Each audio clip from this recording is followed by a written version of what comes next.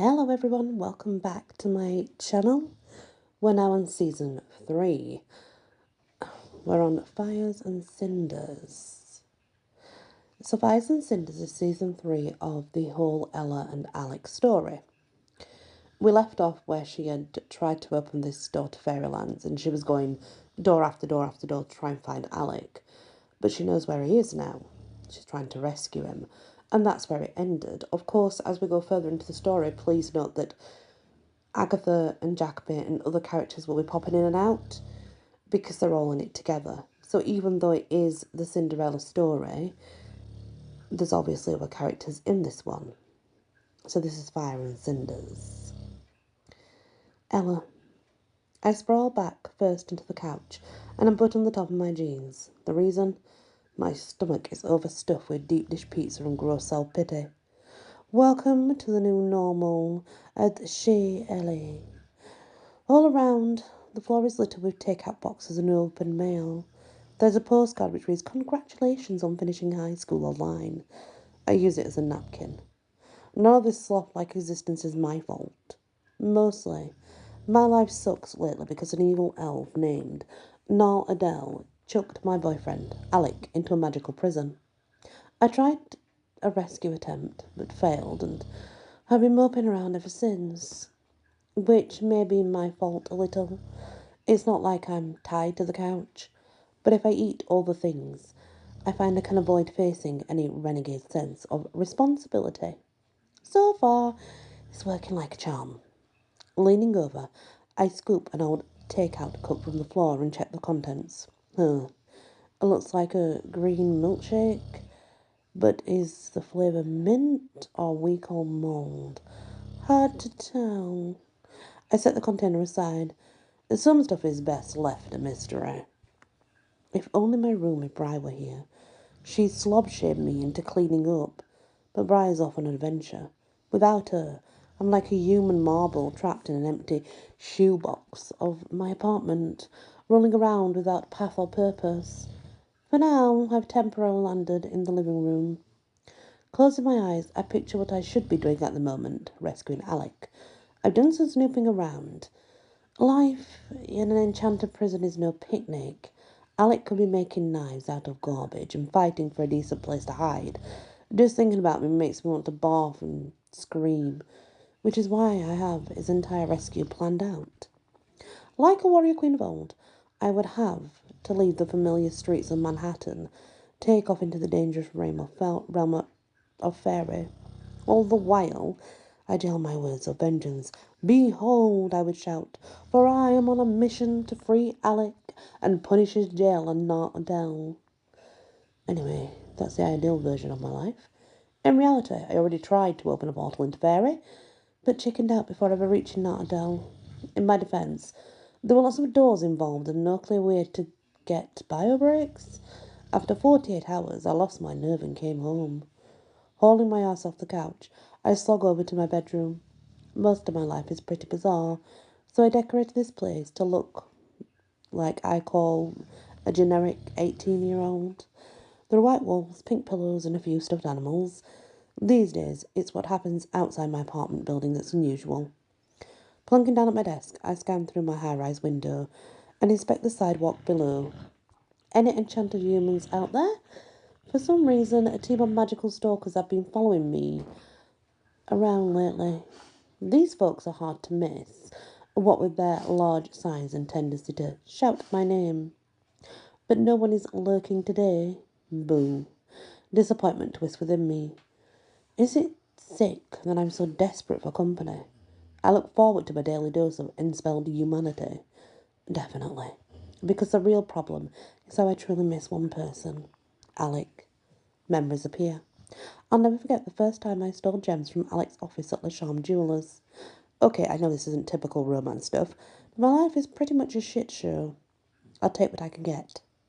Back then, I was repossessing a vampire's tiara from Alec's desk when I found a picture of the boy himself. Since he's a celebrity, most pictures of Alec are pretty staged, but not this one. It showed Alec playing with puppies in Central Park. The guy looked so joyful, handsome and fun. Simply put, my ovaries melted. After that, caper. I'd make a point to check Alec's office for new photos anytime I stopped by to unsteal more jewels. One or two selfies were always waiting for me on his desk, which I didn't know was that, well, the extra images weren't a coincidence. Alec had been watching replays of my crimes from his security camera feeds. He purposefully left behind new pics for me to enjoy. It was love at first felony. Eventually, I went to the glass slipper ball, almost got myself killed, found out that he and I cared for each other. Now he's trapped inside an enchanted gemstone. Meanwhile, I'm eating my feelings with honing my antisocial skills. The moment freezes. I catch my reflection on the windowpane. I resemble a classic Cinderella. What with my blue eyes and blonde hair. That said, the smeared mascara and questionable food stain on my chin are new additions to my regular fairy tale look. 3 words come to mind. This isn't me. For the first time in ages, anger zings through my nervous system. Something inside my soul snaps. Rising, I pace my bedroom and give myself a little motivational speech. Is talking to myself cool? Or no? Therapy worthy? Probably. Necessary? Fuck yeah. Come on, I begin. I'm Magicorum. That means fate has always tried forcing me into a fairy tale template for Cinderella. But did I serve a pack of psychos while singing to rodents? No way. I got off my butt and stole some jewels and escaped my evil stepfamily. Which is true. At that happy thought, I straightened my stance. Hell, I even brushed some cookie crumbs off my jeans. Pep talk time is totally helping, so I keep right on going. And that's just for starters, I announce. All Magicorum are shifters, witches, or fae. I'm a fairy who's lousy with power, sure. I really don't know dick about spell casting. Yet, did I allow a lack of knowledge to stop me from unstealing my first brooch? Nuh-uh. And I shouldn't let it block me from opening portals either. And at once, the decision made. No more sitting around. It's beyond time to reopen the portal and walk through it forever. If that's what it takes to reach fairy. And now that I've decided to leave, the apartment becomes eerily still around me. An expectant kind of energy charges the air. It's as if every corner is screaming, don't forget, Bryar will return. A question appears. What will happen when my roomie comes back and finds the place empty? Nothing good, I'm sure. When I first took off for fairy, I rushed away, without leaving a note behind. Not cool. I must record a message before my next disappearing act. Hey, it's the least I can do. So I re-park my butt at the desk, flick on the laptop and start a video. Hey, Bri. I nibble the bottom lip and debate what to say next. How do I explain all the awful things that have gone down? An idea appears. There are 2 more greetings to go through before getting to the nasty stuff. Yay, procrastination. Hi, Nux. That's Bry's boyfriend.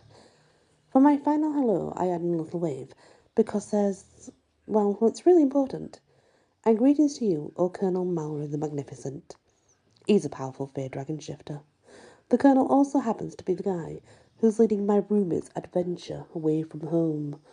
Months ago, Bry knocks Alec, and I released tons of magic. Afterward, the world should have become lousy with power. That's not what happened. If anything, magic kept fading, so the Colonel took Brian Knox on a quest to figure out what's up. I don't know where they are, what they're doing, when they'll return. All of which makes it a classic Colonel Mallory operation. Hope you're having a great time. I forced a smile. Major fail. Turns out there's nothing more lonely than pretending to talk to yourself and your non-existent friends. You're probably wondering why Alec isn't here with me. Everyone knows he can't resist a good video bomb. Now for the tough part. It's like this. I held a tabloid from last year. The headline reads, Alec Lacharme drinks coffee just like us. This is classic Alec. I set the tabloid down. You also know how he got stuck running Lacharme. Next, I raise a glossy magazine toward the camera which reads, Alec Lacharme, hottest CEO, or hottest CEO ever. The cover shot makes my stomach go fluttery. My boyfriend is a perfect mashup of surfer boy casual and male model fashionista. All with a knee-melting smile. Damn, do I ever miss him. And here's what happened after you left. I left the final newspaper with the headline, Alec Lasham is dead. I quickly tossed the gloomy thing aside. I'm guessing you haven't seen the news yet. Because if you did, then you'd definitely be in touch. And honestly, I'm a little worried about the radio silence from you guys. I forced another grin. Yeah, you're probably fine. Brian Knox are werewolves for crying out loud, and Colonel Mallory is a badass dragon shifter. Chances are, you three are just busy tracking down all the missing magic. Leaning forward, I braced myself for the big reveal. Here's the situation. Alec isn't dead. An evil elf named Nart Adele imprisoned him inside a magical gemstone. Strange, right? In my mind, I pictured them all agreeing with me and saying things like old stuff like Ella, my imaginary version of Bry. Well, she even gives me an hug, and this helps. By now, you can probably guess the deal. I'm not in the apartment. Alec is prisoned in Fairy, clearly.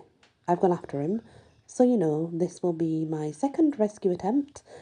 In the first one, I got freaked out because my transport spell opened too many doors, but I've read a lot about magic since that fail, which is true. It's amazing what you can discover when you have the internet and extra time on your hands. Here's what I've learned. I tap my temple for emphasis. What I lack in casting know-how, I can make up for in terms of raw power. For my next spell, I'll just pump tons of magic and strong-arm the thing into working. Boom. I slumped back on my chair. That sounds like a logical idea, but it could totally backfire. After I opened my first portal, I spent 2 days roaming through magical doors and got myself seriously dehydrated. In the end, it was touch and go. I wasn't even sure I could cast a spell to get home.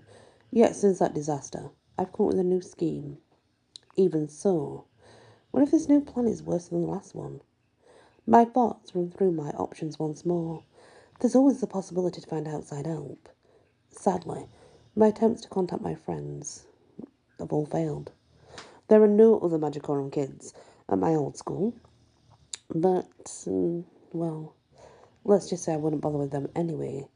It's not like any of them could do much, and my teachers freaked out when my enchanted humans showed up to class, announcing that I'm about to single-handedly invade Fairy, and that won't go over well. Moving on, I have black market contacts, but none of them will talk to me. They're just as twitchy about being spell stalkers as everyone at school. In the end, it doesn't matter how I look at it. My best option is to cast big and hope for the best.